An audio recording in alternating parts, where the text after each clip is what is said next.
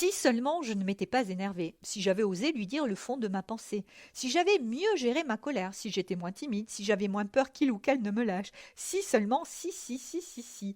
Avez-vous déjà ressenti ces petits pincements du et si typiques des regrets?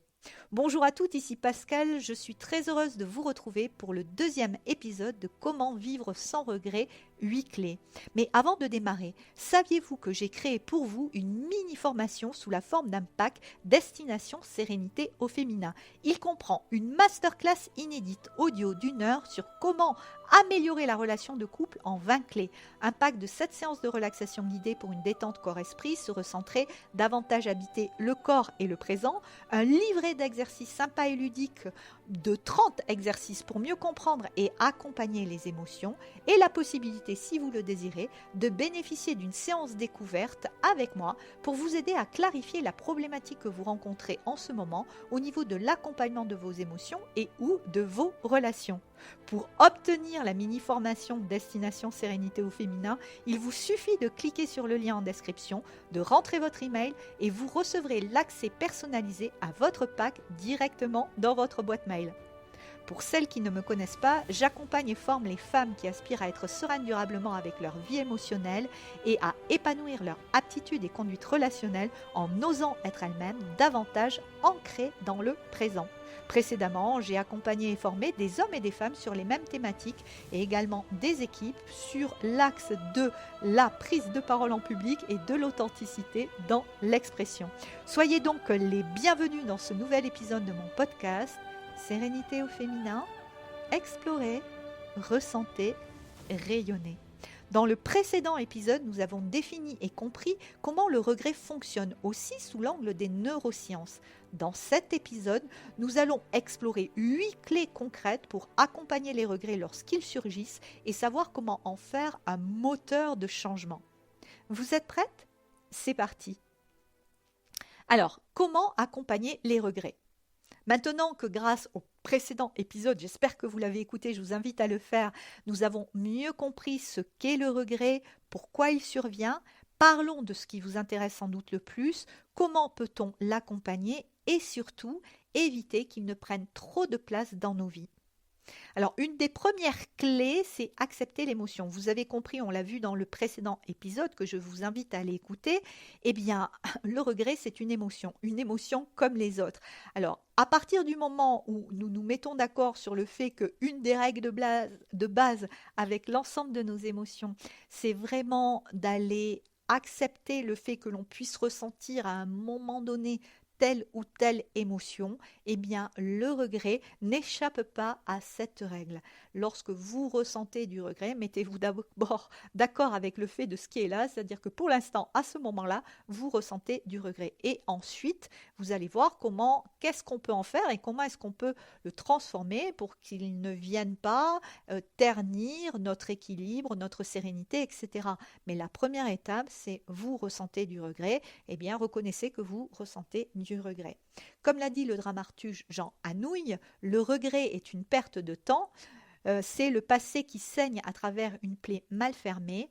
En d'autres termes, ressasser indéfiniment le passé ne fait que maintenir une douleur inutile. Et ça, vous l'avez sûrement constaté que lorsque vous êtes comme ça en mode regret, ah si seulement j'avais rencontré cette personne avant, ah si seulement j'avais fait cette formation avant, ah si seulement, etc. En fait, au niveau de la temporalité, vous n'êtes ni dans le futur ni dans le présent, vous êtes tourné vers le passé. Et à trop être tourné vers le passé, avec des regrets, eh bien c'est clair qu'on ne fait que maintenir une douleur, une souffrance qui est inutile.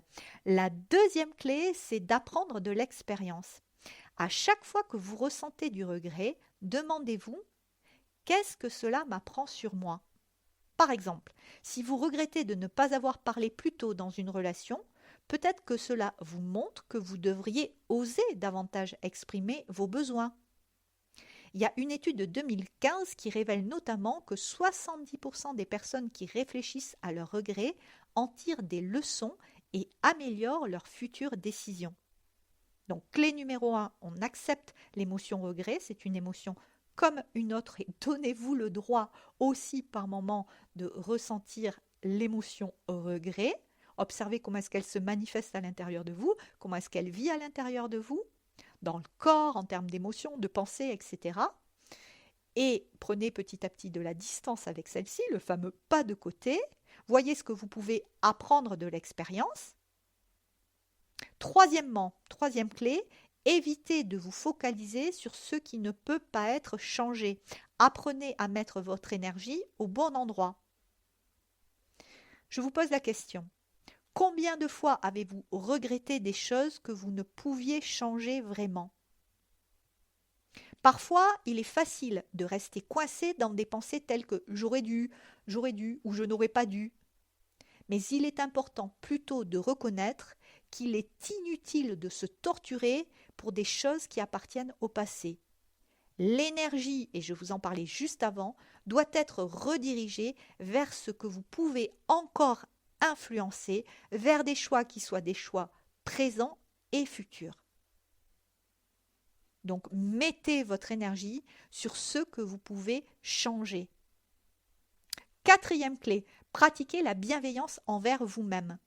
Trop souvent, et vous me direz en commentaire si ça vous parle, mais trop souvent, les regrets s'accompagnent de jugements sévères sur nous-mêmes. Vous vous dites peut-être j'aurais dû savoir mieux quand même à mon âge maintenant, ça c'est quelque chose que je devrais avoir compris, je ne suis pas assez ceci ou cela. Mais vous culpabiliser n'apporte rien de bon.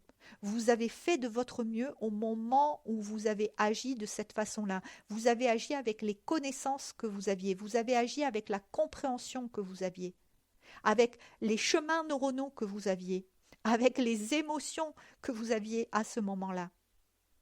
Donc ça ne sert à rien d'être dans du regret.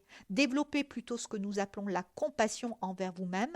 Acceptez vos erreurs comme des étapes de votre parcours d'évolution.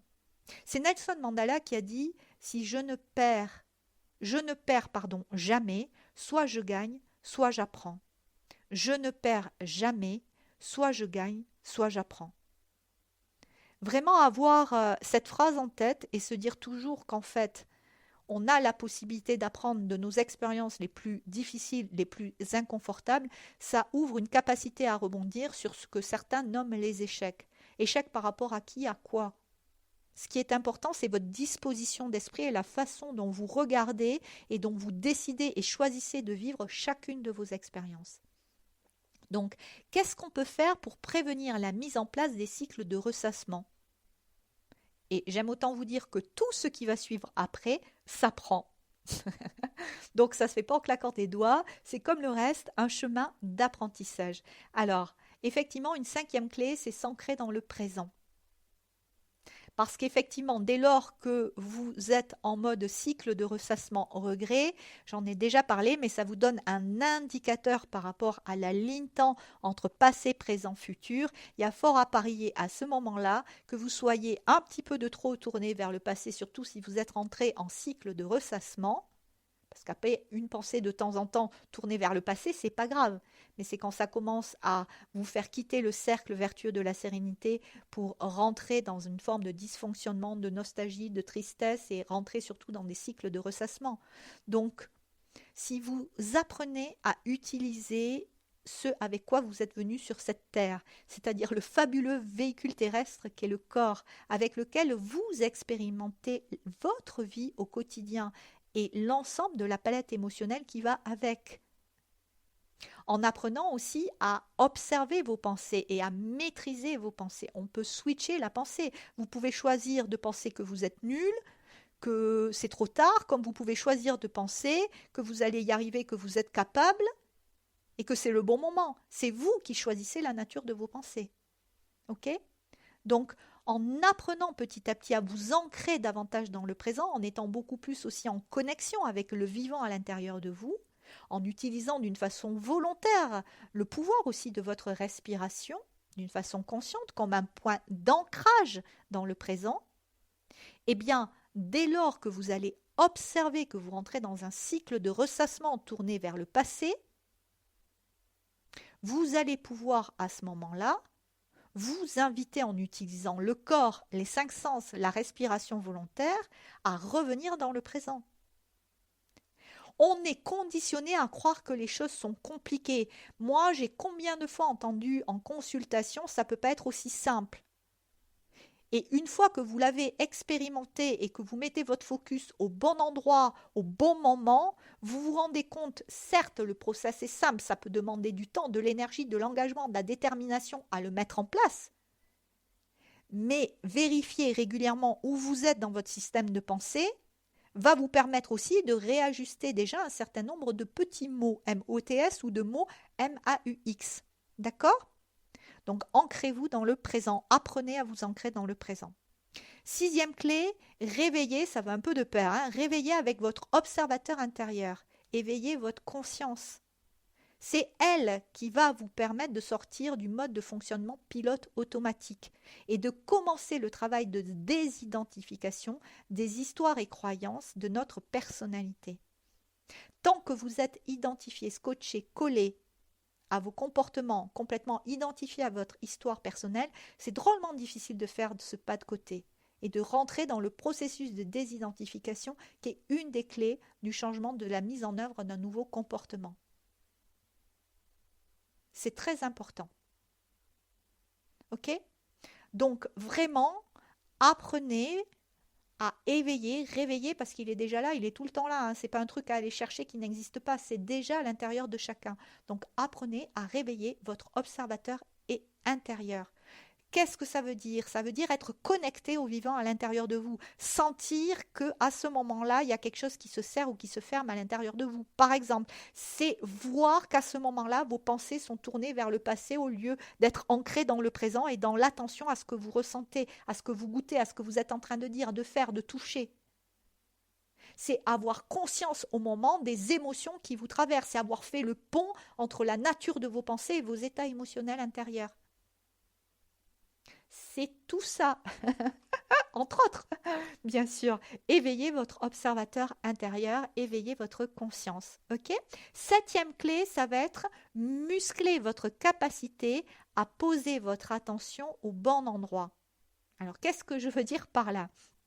Ça veut dire que très souvent, vous allez vous rendre compte que je vais vous poser la question. Quand vous êtes dans le regret, quand vous êtes dans l'anxiété, quand vous êtes de trop dans la peur, dans des cycles, hein, je ne parle pas quand ça vous traverse une fois, mais quand vous rentrez dans des cycles d'anxiété, dans des cycles de ressassement, dans des cycles de peur qui vous figent, etc., où est placée votre attention? Quand vous êtes dans le jugement, quand vous êtes dans la comparaison, quand vous êtes dans la sensation et la croyance de ne pas être assez, où est placée votre attention à ce moment-là? Ça aussi, c'est un axe fort de mon travail, c'est muscler votre capacité à maintenir votre attention au bon endroit. Et qu'est-ce que c'est le bon endroit tant qu'on ne l'a pas exploré, tant qu'on ne l'a pas découvert, tant qu'on ne l'a pas vécu plusieurs fois? On se dit, mais qu'est-ce qu'elle raconte là, Pascal? C'est quoi ça, ma bonne place? C'est quoi ma véritable nature? C'est clair que tant qu'on n'a pas expérimenté plusieurs fois cet espace à l'intérieur de soi, où on se sent complet, où le jugement s'efface, où il n'y a plus rien qui manque, où on est juste bien, calme, posé, centré, on peut croire, on peut avoir l'impression que c'est quelque chose de nébuleux, que c'est une fabulation. Non. C'est juste que pour l'instant, vous n'en avez pas l'expérience. Alors proposez-vous d'apprendre à découvrir cet espace à l'intérieur de vous. C'est quelque chose que vous entendez beaucoup dans les approches en démarche de pleine conscience. Cet espace, il est tout le temps disponible. Dès lors que vous avez votre attention placée dans cet espace intérieur, tout change. La sensation de manque, les croyances autour du fait que vous n'êtes pas assez, la notion de jugement, tout s'estompe. C'est un état que vous connaissez. Il y a rien. C'est un état que vous connaissez parfois quand vous faites de la macro en photo, quand vous êtes pleinement sur une activité en train de peindre, de faire du bricolage, etc. Cet état où vous êtes pleinement en train de faire ce que vous êtes en train de faire. À ce moment-là, il n'y a plus de sensation de manque. Il n'y a plus de croyance autour du fait que vous n'êtes pas assez. Il n'y a plus d'illusion ou de jugement. Vous êtes juste là, présente à ce que vous êtes en train de faire. Quand vous jardinez, quand vous peignez, quand vous êtes complètement absorbé dans votre processus de création. Donc ce n'est pas un état métaphysique, ésotérique à aller chercher ailleurs, c'est un état que vous connaissez déjà. Simplement, vous n'avez pas encore souvent repéré, compris que dans cet espace-là, vous êtes dans un état de tranquillité, de paix et de sérénité, que rien vous manque et qu'on n'a plus du tout la croyance qu'on n'est pas assez et on n'est plus dans le jugement. Donc c'est quelque chose à expérimenter. Donc proposez-vous d'aller dans cette exploration. En tout cas, moi, je vous y invite fortement, et notamment dans les jeux relationnels, etc., avoir son attention placée au bon endroit et à l'intérieur de soi, eh bien, ça aide grandement à rester stable dans un monde extérieur souvent agité. Et vous allez voir qu'en plus, ça vient bonifier le lien que vous avez avec votre environnement, aussi bien humain que naturel. 8e clé, musclez votre capacité à choisir vos pensées et leur temporalité. Sortez du mode pilote automatique. Vous en avez la capacité. C'est un apprentissage, ça se fait progressivement. Apprenez à le faire, mais vous avez la capacité de choisir vos pensées. Je me souviens d'une cliente, quand je leur ai envoyé, j'ai un audio qui permet justement de faire un switch de pensée, qui explique et qui montre, dans le cas de mes accompagnements, comment on passe d'une pensée inconfortable à une pensée beaucoup plus soutenante. Et il y a une de mes clientes qui me disait, mais c'est fou, c'est évident, mais j'y avais jamais pensé. Donc, réalisez à un moment donné que vous avez la possibilité de choisir vos pensées, de choisir le sujet de vos pensées, de choisir la temporalité de vos pensées, de choisir vos émotions et votre état d'être intérieur. Alors, bien sûr, ça ne se fait pas en claquant des doigts.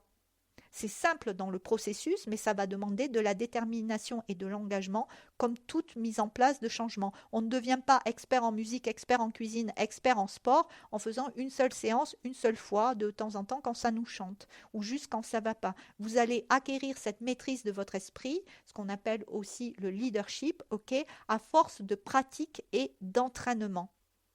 Alors, si vous me demandez un petit peu quelle est ma philosophie de vie personnelle à l'endroit, en tout cas, des regrets, et de façon plus globale, moi, je vous dirais simplement que je considère que je suis responsable en grande partie, et je suis responsable et à l'origine, je vais rajouter même, en grande partie des situations que je vis, qu'elles soient joyeuses ou inconfortables. Et pour les inconfortables, ben, je les ai toujours acceptées comme étant ce que j'avais à vivre au moment. Et je cherche plutôt à voir ce que je peux en apprendre et à changer qui ne me convient pas ou plus. Alors forcément, c'est aussi ça que je transmets aux personnes que j'accompagne, ok? Mais j'ai vraiment pris la responsabilité. Je ne dis pas que c'est facile à tous les coups. Des fois, ça va être fluide, des fois, ça va râper un petit peu plus, des fois, ça va accrocher, mais c'est pas grave. Je sais que c'est le chemin et que c'est le chemin qui m'amène le plus rapidement possible à retrouver l'espace juste dans lequel je peux m'ancrer et retrouver un lieu de stabilité et un lieu de tranquillité. Bien sûr, comme toujours, on fait du mieux que l'on peut. Ok? Donc, est-ce que le regret peut aussi devenir un moteur de changement? Oui, bien sûr. Et comment? Je pense que vous avez commencé à le comprendre à travers ce que je viens de dire là. Gardez à l'esprit une chose importante, le regret, c'est inévitable, on a le droit de ressentir du regret, c'est une émotion comme une autre, mais il n'a pas besoin pour autant d'être paralysant. Alors, il peut aussi devenir effectivement un puissant moteur de transformation si vous choisissez de l'utiliser pour mieux comprendre vos aspirations et ajuster votre chemin. Comme l'a chanté Édith Piaf, non, rien de rien, je ne regrette rien. Bien sûr, c'est un message de libération. Nous ne pouvons pas changer le passé, mais nous pouvons décider comment vivre le présent et préparer l'avenir. Alors, la prochaine fois que vous ressentirez du regret, ne le voyez pas comme un échec. À chaque fois que vous ressentez du regret ou que vous partez dans un cycle de ressassement, eh bien, proposez-vous déjà à rectifier le tir avec les clés que je vous ai proposées. Voyez-le comme une opportunité et demandez-vous comment puis-je m'en servir pour grandir. Comment puis-je m'en servir pour grandir? C'est un très bon réflexe à acquérir. Ça vous aidera beaucoup dans bien des situations. Ok? Donc, j'espère sincèrement que cet audio vous aura plu, inspiré, aidé, qu'il va vous permettre d'accompagner vos regrets avec plus de sérénité. Si vous l'avez aimé, n'hésitez pas à partager, liker, commenter pour rendre ce podcast plus visible à d'autres femmes à qui il pourrait être utile. Avant de vous quitter et de vous remercier pour votre écoute, souvenez-vous que vous pouvez toujours télécharger la mini-formation offerte Destination Sérénité au féminin. Elle comprend, je le rappelle, une masterclass audio d'1 heure sur comment améliorer la relation de couple en 20 clés, un pack de 7 séances de relaxation guidée pour une détente corps-esprit, se recentrer davantage, habiter le corps et le présent, un livret d'exercices sympa et ludiques pour mieux comprendre et accompagner les émotions, et la possibilité de bénéficier d'une séance découverte pour vous aider à clarifier la problématique que vous rencontrez en ce moment au niveau de l'accompagnement de vos émotions et ou de vos relations. Je vous dis donc à très bientôt. Ah oui, où l'obtenir ce pack, je vous l'ai dit, je crois, mais en cliquant sur le lien en description, vous allez rentrer votre email et vous recevrez l'accès personnalisé à votre formation directement de votre boîte mail. En attendant, soyez fiers de qui vous êtes toujours, faites de votre mieux et aimez-vous vraiment. À bientôt dans le prochain épisode.